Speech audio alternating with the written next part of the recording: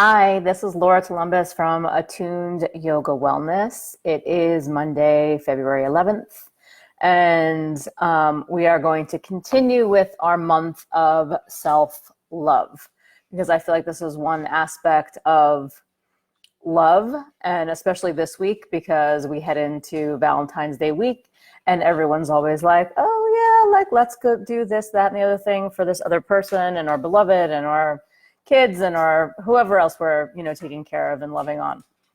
But the reality is like, how are you really showing up for yourself? And how are you stepping into that role of really fully caring and holding yourself in a way that you are a priority? And so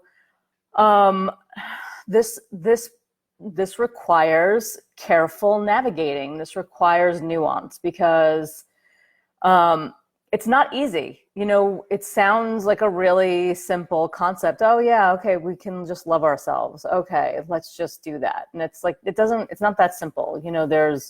There's trauma, there's wound, there's grief to mine through. There are reasons we don't take care of ourselves. We have this tendency, I have this tendency to overschedule, to overcommit, to take on too much. And then in the midst of taking on too much, I think I'm supposed to be able to do everything. I think I'm supposed to be superhuman, superwoman, and, take on the world and do what needs to get done. And somehow at the end of the day, still feel okay and still feel nourished and, taken care of. And that's usually not the case. Usually at the end of, whatever, a day, a week, a month, where we have been, pushing so much energy out and not taking any in, we are left depleted. We are left enraged. We are left traumatized. We are sad. There are a list of things and ways that not taking care of yourself can show up. And so the first thing that we talked about last time was, where are the spots you are not showing up for yourself? Where are the places you maybe are not taking care of yourself? And then also, excuse me, where are you running those tapes in your head that maybe are not serving you? So where are you putting yourself down or berating yourself, or maybe not showing up for yourself in a way that's supportive? And then today and we talked a little bit about no last time, but how are you going to prioritize what you say yes to and what you say no to? So I made a huge choice this past week because I was supposed to go to New York this weekend. And it was really weird. I didn't really tell anybody because I kept feeling like I wasn't going. And I didn't go. And the reality was I kept thinking that I was taking on too much, that it was too much work, it was too much effort. Of course, right now my dog wants to play. Okay, Rose, I'm not playing with you right now. So the last minute we canceled our trip, and it ended up being such a good no. It needed to be a no. Like, I always want to be in New York. I always want to be there. My family's there. I have tons of friends there. I always want to be in New York, but there was just too much going on. There were too many logistics. It was chaotic. And I was like, this is so insane. I'm driving myself insane trying to do this. For what? So it became this big no. So I want you to notice, like, sometimes you have to say no to something that you even really want to do, or that's really going to nourish you in some way, but it's not going to ultimately nourish you. I knew by the end of the trip, I would have felt depleted. I would have felt overwhelmed. I would have felt totally like I didn't take care of myself because there was so much stuff I needed to do here at home. So I want you to notice where you can create boundaries for yourself and where you can say no. Sometimes you can't say no. There are certain things that you have to do. There are certain obligations you have, and you need to show up for them, and you need to do what you need to do. So outside of that, outside of those obligations, where can we say no? You don't have to say yes to everyone. I don't know if you've ever hung out with a 2-year-old, but 2-year-olds are the most genius at saying no. They love no. And you hang out with them for a minute, and it's like, oh yeah, check them out. Totally empowered, totally saying no. They don't even know what they're saying no to half the time, when we do. But we can all take a little lesson from them in how to say no and how to support ourselves in that process, because they're just saying it because they feel like it. So how are we going to say no to support ourselves, to bolster ourselves, to give ourselves what we need? And so sometimes it's going to require you saying no to something that you even really want. And in doing that, you show yourself that you are present. You show your cells that you are literally listening and paying attention and hearing, what's happening on the inside, the wisdom that's showing up, so that your body knows that you're aware. And when you show up for yourself like that, everything shifts. So I want you to feel your sitting bones root. I want you to start to feel your breath moving through your body. I want you to start to feel the beat of your heart. I want you to feel if it's beating really quickly or if it's slow. And I want you to feel into that rhythm so that you can tune in to that pulsation, to that beat. And then finding that connection to yourself here, finding that connection to this rhythm that is already present. And then as you draw your awareness to your breath, does the beat of your heart shift? Because very often when we pay attention to our breath, and maybe we slow down our breath a little bit when we're paying attention, that tends to be the norm, then the heartbeat starts to settle. So we shift that biorhythm. We literally draw ourselves in. We get just a little bit more settled in to our own selves. So sitting here with yourself, with your breath, with your heartbeat, sitting in the space of your own presence.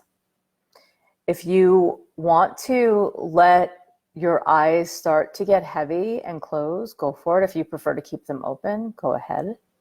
But let the breath draw you in so that the lens shifts from the external world to that internal world, to that interior.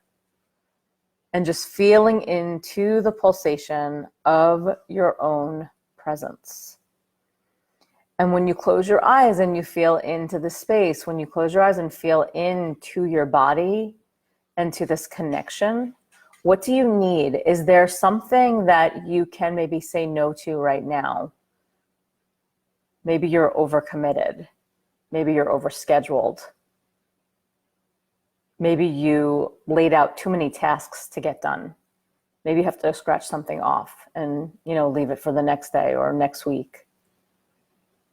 Where can you shift so that at the end of the day, when you climb into bed, instead of feeling exhausted and like a truck hit you, can you feel nourished and supported by the fact that you showed up for yourself?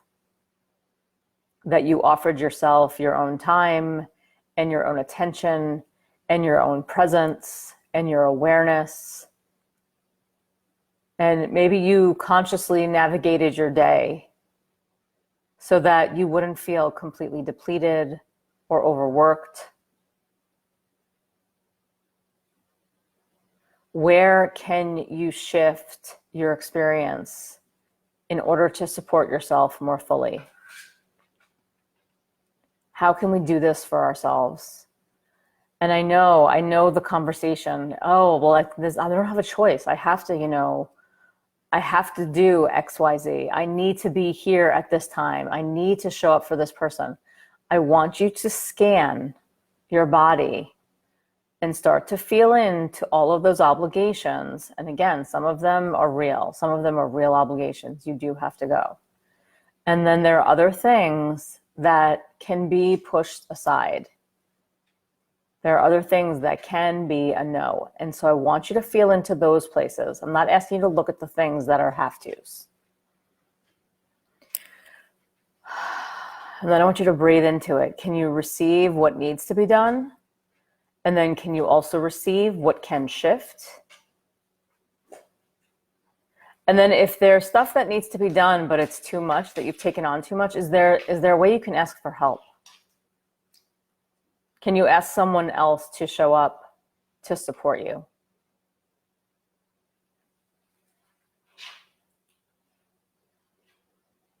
We might have to cover that topic another time. That ask is not a small one. so hard to ask for help. It's so hard to ask for what we need, because on some level, we don't feel like we should need it. We don't feel like we should need help. And so I want you to breathe into that and take that in and chew on it a little bit. So feel into the body, feel your sitting bones root. How can we prioritize our time? How can we navigate our daily rituals so that we feel nourished and supported and soothed and taken care of? So that we feel that we have actually given ourselves our own time and attention.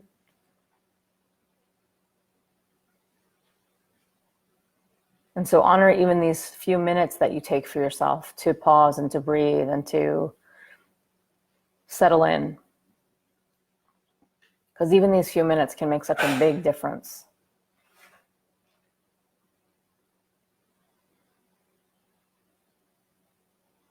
Where can we say no? Where can we create a boundary so that we feel supported and nourished and held? Draw your hands into prayer in front of your heart. Sealing any intentions here, and maybe it's just the intention to be present to how you move through your day and being present to how you navigate your time and your tasks and your have-tos and your shoulds. Take a nice deep inhale. Exhale completely. Gently bowing your head to your heart and to your body, to your mind, to everything that you hold here.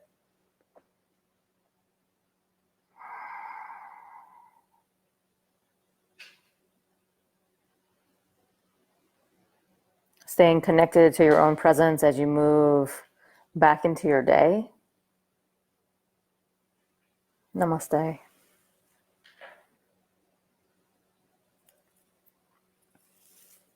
I hope you all have a wonderful day, and I will see you again very soon. Okay, bye.